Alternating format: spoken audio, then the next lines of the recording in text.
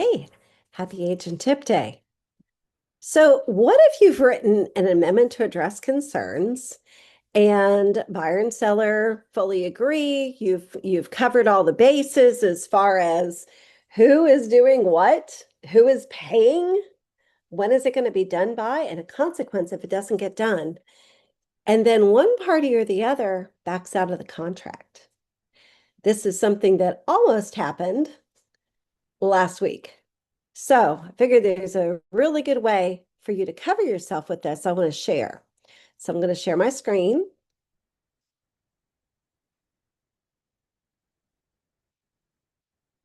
And we're going to go right into transaction desk into an amendment to address concerns. That's not real. This is not a real one. Okay.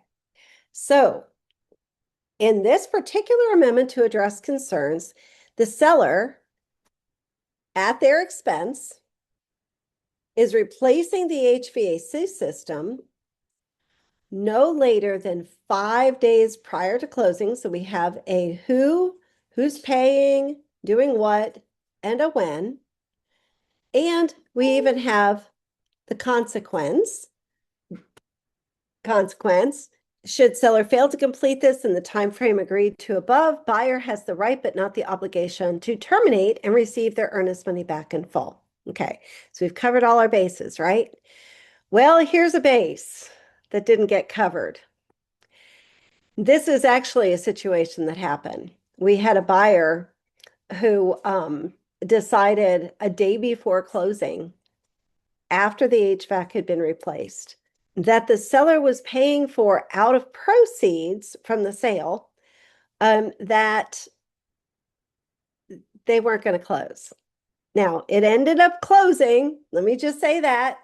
We had a fantastic agent who did the right things and a buyer who eventually did the right thing, and it closed. So the seller was able to pay it. All right. But what happens if that particular transaction didn't close? And let's say, like is going on right now, the house sat for another 5, 6 months. You think that HVAC company is going to wait until another contract is put together and wait 6 months to get paid or a year to get paid? Like, you don't know how long this is going to take. So, and it's not the seller's fault that it didn't close if the buyer canceled. So here's a clause that you can put in your special stipulation that will help cover this. Okay. Should buyer elect to terminate this agreement prior to closing, buyer agrees, I'll say expressly agrees,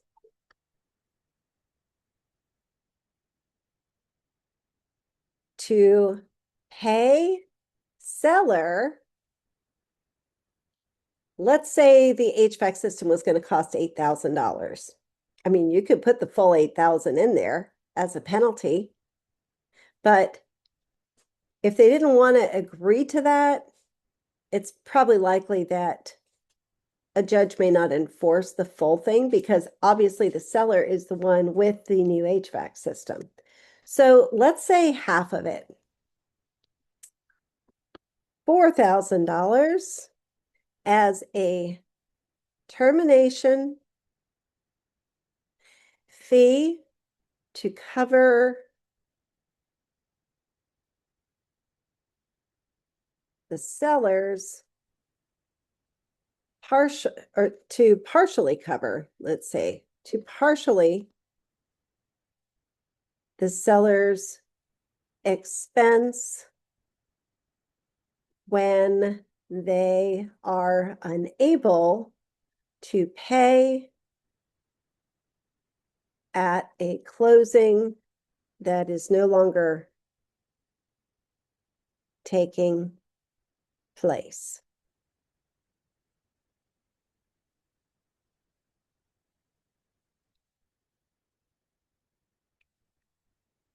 If they agree to it, they know they're not going to cancel, right? Well, at least you hope they know that they're not going to cancel. Wouldn't that cover it? Because with $4,000, the seller can be paying in payments back to the HVAC company, and they can explain it to the HVAC company. And other than that, they could be asking the HVAC company, so what if it doesn't close? You know, what are my obligations? Do you have a payment plan or something like that? It doesn't have to be the $4,000. It could be $1,000. It could be, you know, $2,000, whatever it might, you might negotiate. But that would cover the seller from having to come out of pocket. Now, probably more common than this is when you have a buyer and the buyer, oops, I'm going to just bring this up because I know I've had this actually happen where a buyer finds a property, they're in an FHA loan contingency, and the seller doesn't have the money to take care of trim or paint or whatever that's necessary for the FHA appraisal to go through. So buyer says, listen, I can go to Lowe's. I can go to Sherwin-Williams. I can buy the paint. I can paint it myself if you allow me to do so. Mr. Seller, I just, I'll put it all in my own expense and I will scrape and paint all the exterior trim. And so you write up this amendment to address concerns like this. Buyer, at buyer's expense, to scrape and paint all exterior trim no later than 15 days after binding agreement date. Should the appraisal require additional trim to be painted, buyer agrees to complete before the reinspection, but no later than 10 days after appraisal notice is received. Okay, so you've covered pretty much all the bases, right? Except for, let's say, appraisal comes in $40,000 low, and the buyer has already painted all of the trim, and they've spent money on it, and seller will not reduce $40,000. And according to the appraisal contingency or a mandatory clause when it comes to FHA, they don't have to. Well, so the seller can say no. The buyer may not have the $40,000 difference. There may not be appraisal gap language in the contract because maybe the buyer just doesn't have the money anyway. What do you do about this? Sorry for the beep if you can hear that. It's my computer cord, my charging cord. Well, you can handle it up front. So a mentor of mine always said, it's never a problem until it's a problem. And once it's a problem, if you've not handled it up front, it's a real problem. So let's handle it up front. So what you can do in this situation is simply write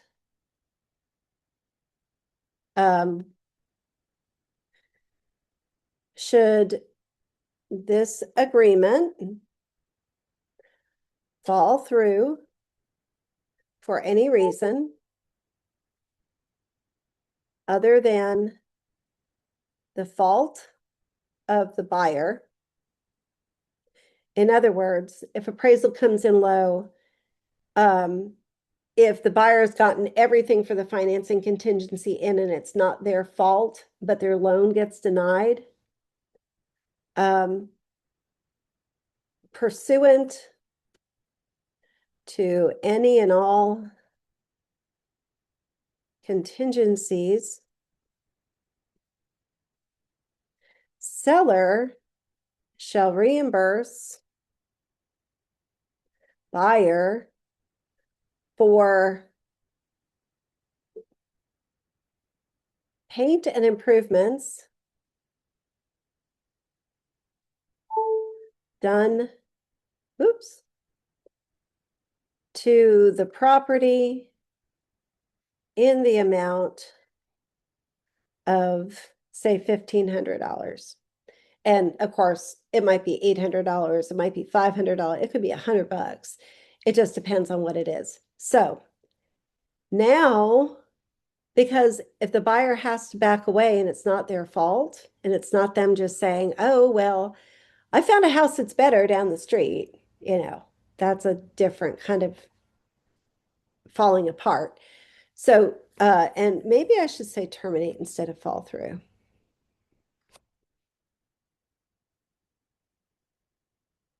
This agreement terminate for any reason other than the fault of the buyer. Because if it is the buyer's fault, that's not really fair for the seller. I don't know. If it's the buyer's fault, the buyer should understand that they're walking away from $1,500 that they put into. So, other than the buyer's fault, the seller shall reimburse the buyer for paint and improvements done to the property in the amount of $1,500. Now, I would also suggest that if you're going to use this where the buyer is able to do these things, make sure that grants permission, the seller grants permission.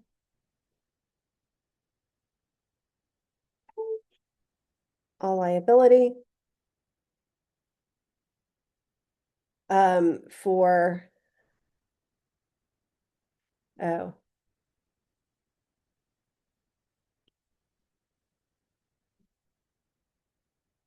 trying to think of how to write this. If the buyer is going to do work, they release liability.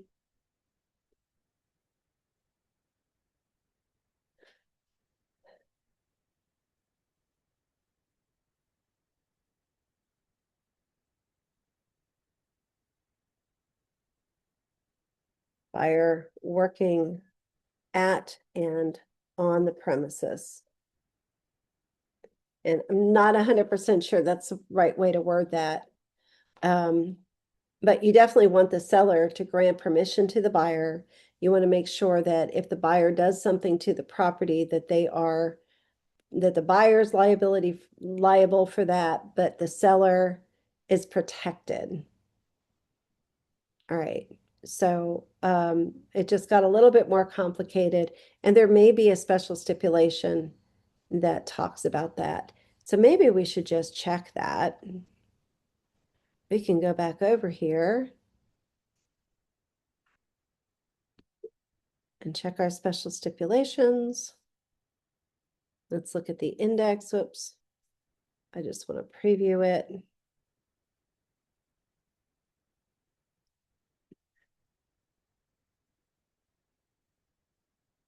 Due diligence.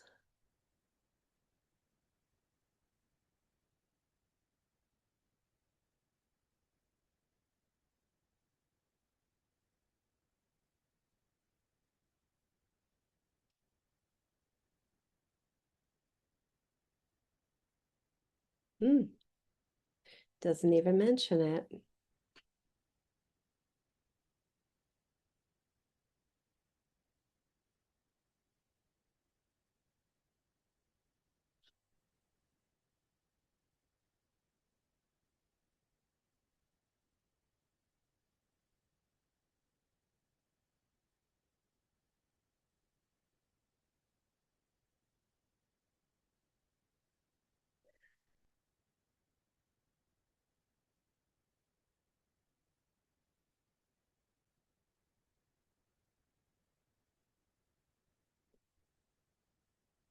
Well, so you and I would have to write it because there's nothing in here in GAR. Either you and I write it, or we will have our closing attorney write that amendment. I know there's something somewhere, but anyway, we can cover that at another time. So just make sure that you are covering yourself when it comes to any of these situations. And you never think that anything's going to happen, right? but sometimes things do. So this is a way to protect your buyer or your seller in those cases where they are acting, um, in good faith that things are going to close. And then if it doesn't, there's a consequence that's livable. Like everybody can abide by that. I can tell you if that had gone to court and there wasn't anything there, like let's say the buyer had canceled and the seller decided to sue the buyer, um, our contracts don't allow for that. That you can't sue a buyer for anything more. Can't you have the seller can sue the buyer for earnest money. That's it. So, but if the buyer and seller have both agreed that if this happens, then that occurs, and there's money, there's a transaction amount agreed to, well, it's in the contract. Everyone's agreed. It's kind of like that same thing with the buyer termination. If the buyer, um, if the seller doesn't do what they say they're going to do, then the buyer has the right, but not the obligation to terminate the agreement. If that consequence is not in your amendments to address concerns and the seller doesn't do anything, or they don't do all of it, you can't hold them to the fire because it's been proven in a court of law that the judge might say it's not a material enough defect, a material enough issue that they didn't fix the toilet compared to the cost of this home being $500,000. You can go replace the toilet and or whatever. You don't want to be in that situation. So make sure you're covering yourself with your amendments to address concerns, especially now that you know that they can terminate and there's somebody holding a bag of not so great goodies. Yes, the seller still has the house, but they also have a very large bill. And if they don't pay that bill and they don't have the ability to pay that bill, then how does that affect their credit, right? Because now they're going to move, right? They have to move from one house to another. We don't want to put our sellers in a bad situation. Okay. Hope that helps. Have a great day, and I'll see you another time.